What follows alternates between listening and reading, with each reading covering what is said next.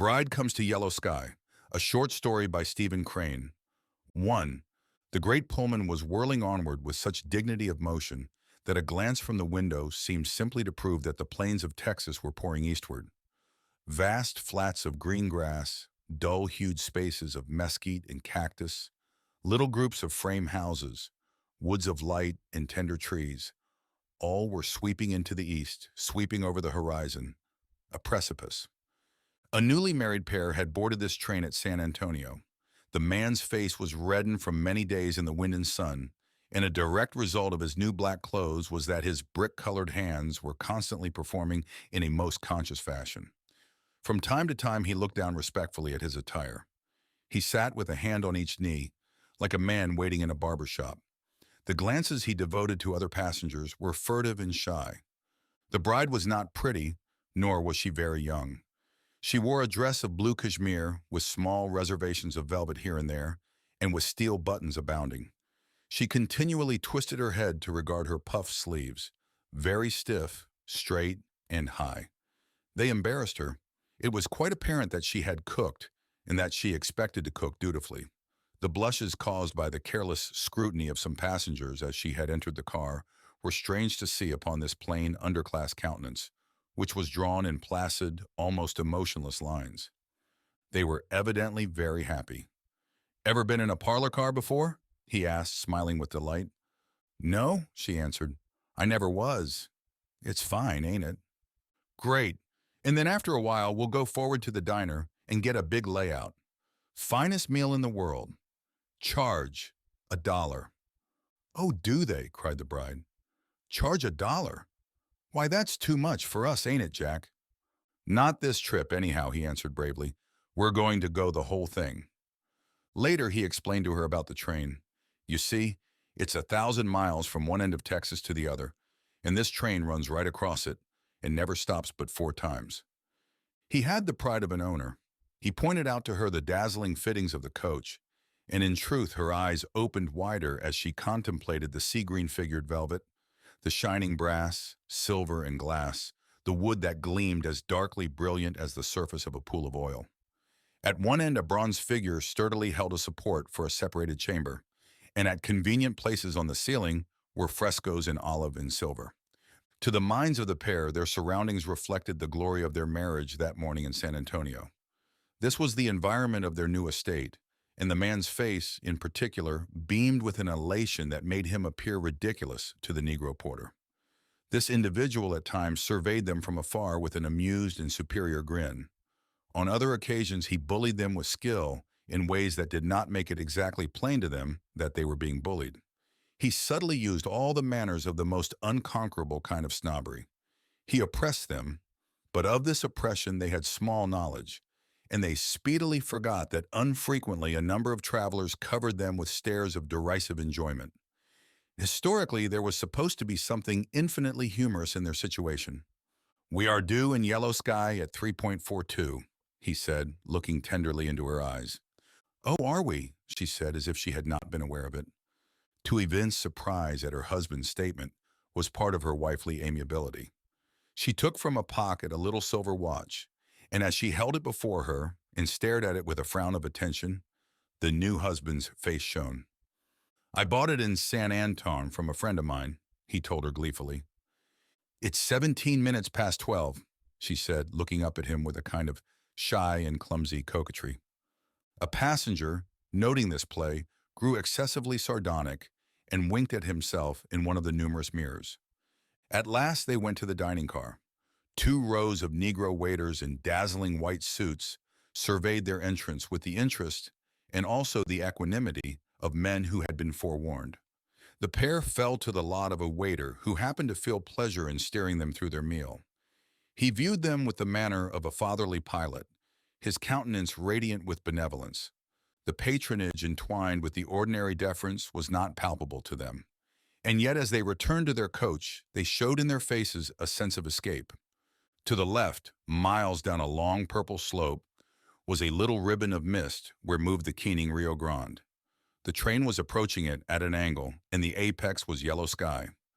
Presently it was apparent that as the distance from yellow sky grew shorter, the husband became commensurately restless. His brick-red hands were more insistent in their prominence.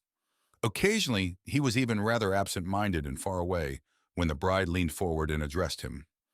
As a matter of truth, Jack Potter was beginning to find the shadow of a deed weigh upon him like a leaden slab. He, the town marshal of Yellow Sky, a man known, liked, and feared in his corner, a prominent person, had gone to San Antonio to meet a girl he believed he loved, and there, after the usual prayers, had actually induced her to marry him without consulting Yellow Sky for any part of the transaction.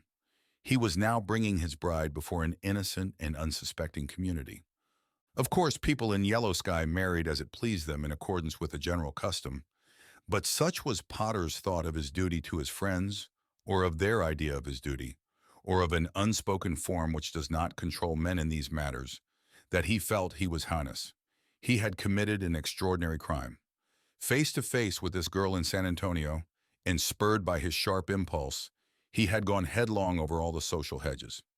At San Antonio, he was like a man hidden in the dark. A knife to sever any friendly duty, any form, was easy to his hand in that remote city. But the hour of Yellow Sky, the hour of daylight, was approaching. He knew full well that his marriage was an important thing to his town.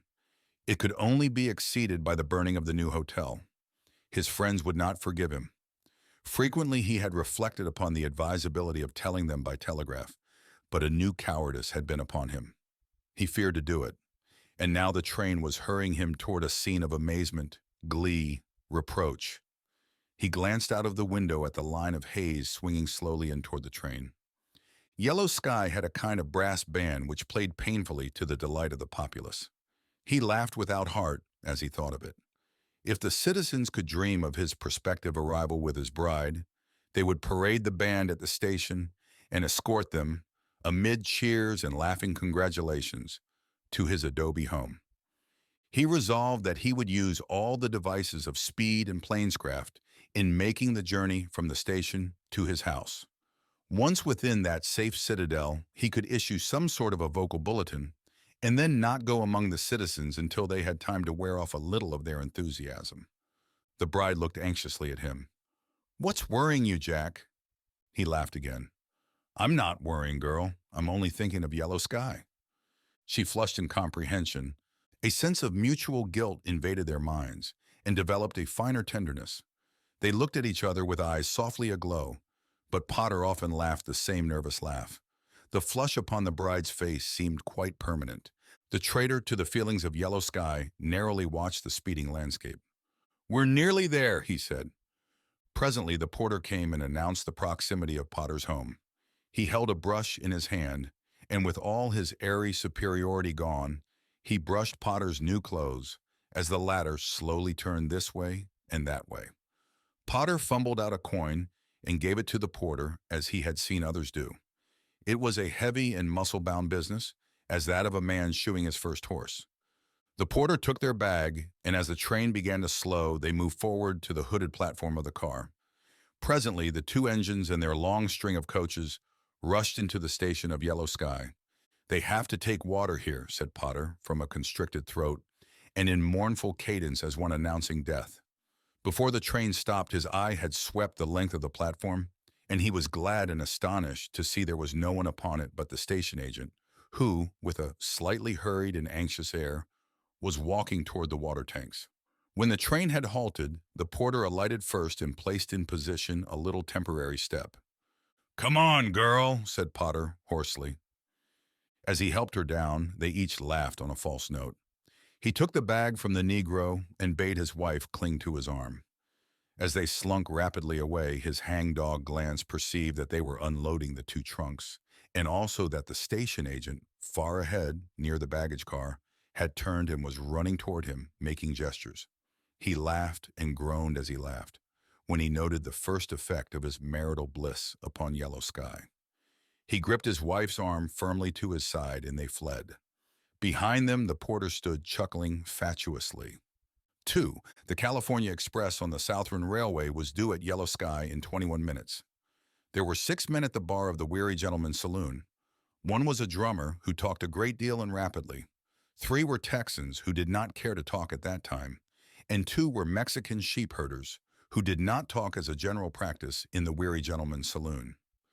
The barkeeper's dog lay on the boardwalk that crossed in front of the door. His head was on his paws, and he glanced drowsily here and there with the constant vigilance of a dog that is kicked on occasion. Across the sandy street were some vivid green grass plots, so wonderful in appearance amid the sands that burned near them in a blazing sun, that they caused a doubt in the mind. They exactly resembled the grass mats used to represent lawns on the stage. At the cooler end of the railway station, a man without a coat sat in a tilted chair and smoked his pipe. The fresh-cut bank of the Rio Grande circled near the town, and there could be seen beyond it a great plum-colored plain of mesquite. Save for the busy drummer and his companions in the saloon, Yellow Sky was dozing. The newcomer leaned gracefully upon the bar and recited many tales with the confidence of a bard who has come upon a new field. And at the moment that the old man fell downstairs, with the bureau in his arms, the old woman was coming up with 2 scuttles of coal, and of course, the drummer's tale was interrupted by a young man who suddenly appeared in the open door. He cried, "Scratchy Wilson's drunk and has turned loose with both hands." The 2 Mexicans at once set down their glasses and faded out of the rear entrance of the saloon. The drummer, innocent and jocular, answered, "All right, old man. S'pose he has. Come and have a drink, anyhow." But the information had made such an obvious cleft in every skull in the room that the drummer was obliged to see its importance. All had become instantly morose. "Say," said he, mystified, "what is this?" His 3 companions made the introductory gesture of eloquent speech, but the young man at the door forestalled them. "It means, my friend," he answered as he came into the saloon, "that for the next 2 hours this town won't be a health resort." The barkeeper went to the door and locked and barred it. Reaching out of the window, he pulled in heavy wooden shutters and barred them. Immediately a solemn, chapel-like gloom was upon the place. The drummer was looking from one to another. "But say," he cried, "what is this, anyhow? You don't mean there's going to be a gunfight?" "Don't know whether there'll be a fight or not," answered one man grimly, "but there'll be some shooting, some good shooting." The young man who had warned them waved his hand. "Oh, there'll be a fight fast enough if anyone wants it. Anybody can get a fight out there in the street. There's a fight just waiting." The drummer seemed to be swayed between the interest of a foreigner and a perception of personal danger. "What did you say his name was?" he asked. "Scratchy Wilson," they answered in chorus. "And will he kill anybody?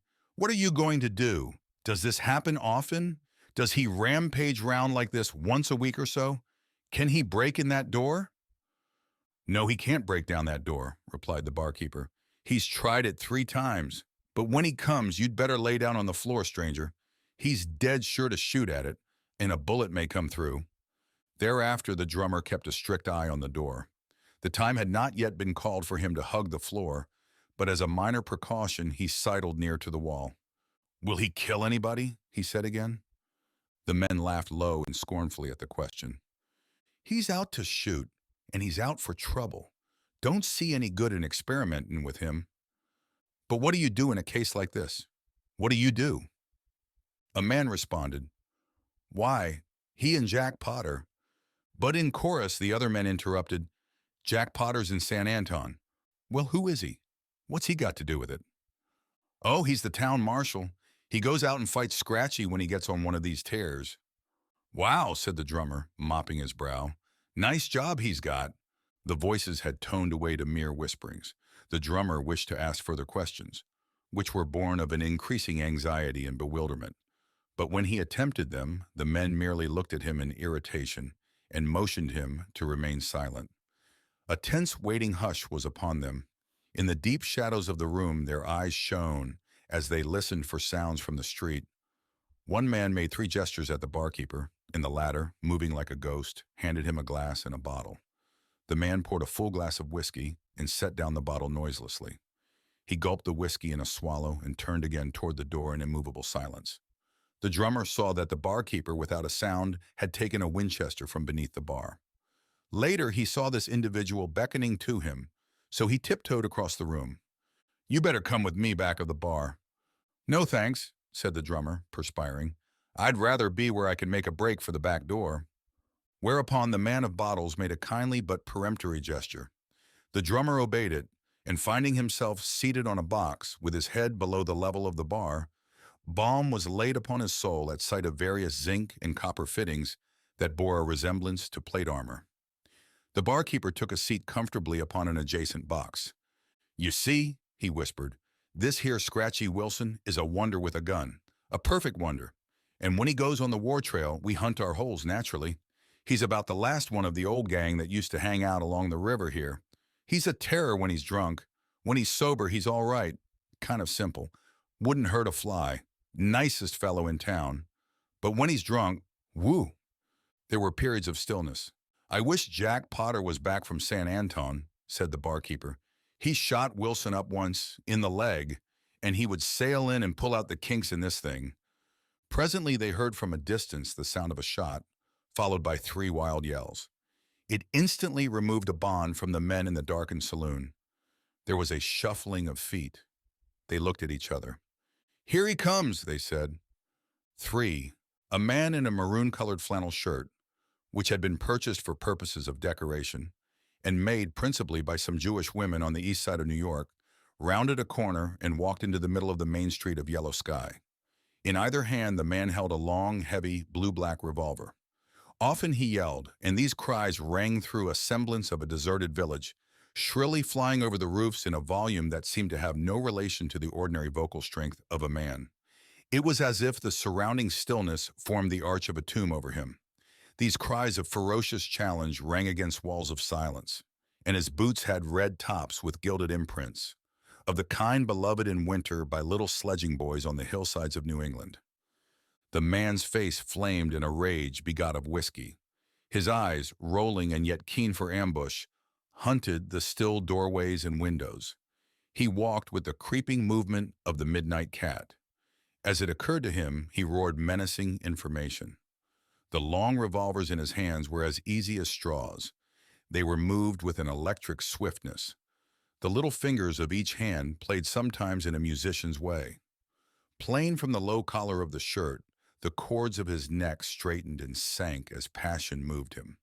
The only sounds were his terrible invitations.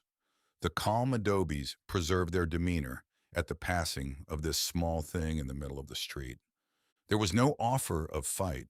No offer of fight. The man called to the sky. There were no attractions. He bellowed and fumed and swayed his revolver here and everywhere. The dog of the barkeeper of the Weary Gentleman's Saloon had not appreciated the advance of events. He yet lay dozing in front of his master's door.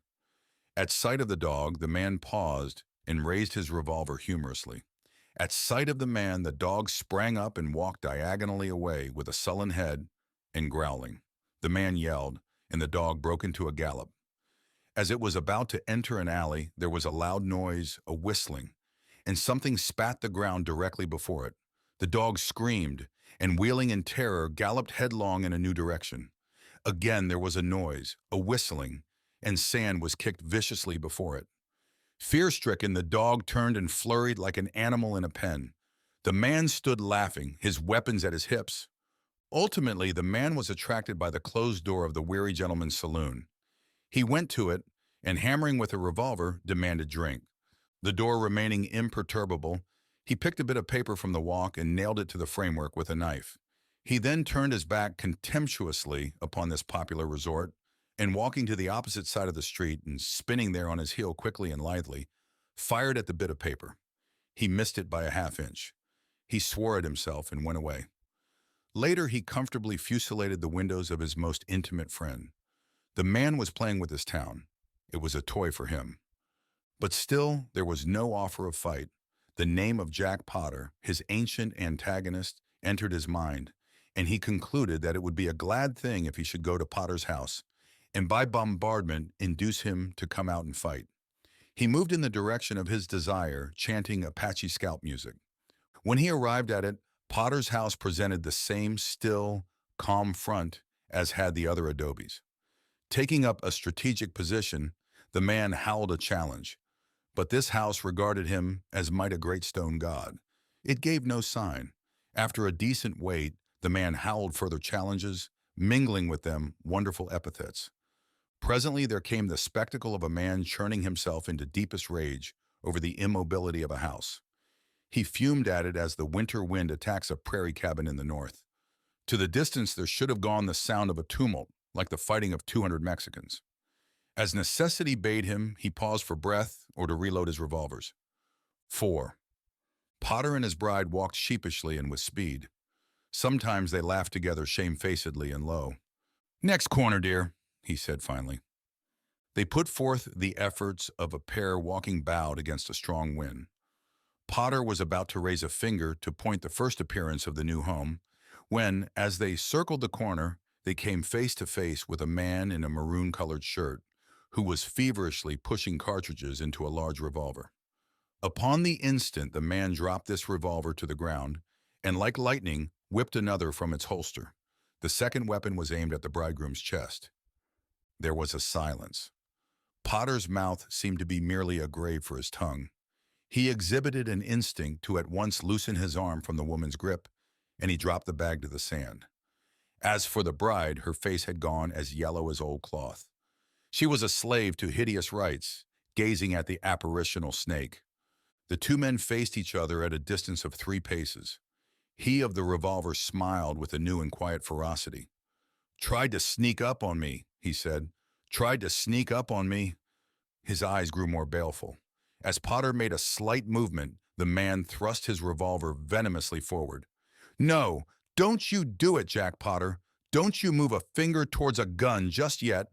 Don't you move an eyelash. The time has come for me to settle with you, and I'm going to do it my own way and loaf along with no interfering. So if you don't want a gun bent on you, just mind what I tell you." Potter looked at his enemy. "I ain't got a gun on me, Scratchy," he said. "Honest, I ain't." He was stiffening and steadying, but yet somewhere at the back of his mind a vision of the Pullman floated. The sea-green figured velvet, the shining brass, silver, and glass, the wood that gleamed as darkly brilliant as the surface of a pool of oil, all the glory of their marriage, the environment of the new estate. "You know I fight when it comes to fighting, Scratchy Wilson, but I ain't got a gun on me. You'll have to do all the shooting yourself." His enemy's face went livid. He stepped forward and lashed his weapon to and fro before Potter's chest. "Don't you tell me you ain't got no gun on you, you whelp. Don't tell me no lie like that. There ain't a man in Texas ever seen you without no gun. Don't take me for no kid." His eyes blazed with light and his throat worked like a pump. "I ain't taking you for no kid," answered Potter. His heels had not moved an inch backward. "I'm taking you for a fool. I tell you, I ain't got a gun, and I ain't. If you're going to shoot me up, you'd better begin now. You'll never get a chance like this again." So much enforced reasoning had told on Wilson's rage. He was calmer. "If you ain't got a gun, why ain't you got a gun?" he sneered. "Been to Sunday school?" "I ain't got a gun because I've just come from San Anton with my wife." "I'm married," said Potter, "and if I'd thought there was going to be any galoots like you prowling around when I brought my wife home, I'd had a gun, and don't you forget it." "Married," said Scratchy, not at all comprehending. "Yes, married. I'm married," said Potter distinctly. "Married," said Scratchy, seeming for the first time he saw the drooping drowning woman at the other man's side. "No," he said. He was like a creature allowed a glimpse of another world. He moved a pace backward, and his arm with the revolver dropped to his side. Is this the lady?" he asked. "Yes, this is the lady," answered Potter. There was another period of silence. "Well," said Wilson at last slowly, "I suppose it's all off now?" "It's all off if you say so, Scratchy. You know I didn't make the trouble." Potter lifted his valise. "Well, I low it's off, Jack," said Wilson. He was looking at the ground. "Married." He was not a student of chivalry. It was merely that in the presence of this foreign condition, he was a simple child of the earlier plains. He picked up his starboard revolver, and placing both weapons in their holsters, he went away. His feet made funnel-shaped tracks in the heavy sand.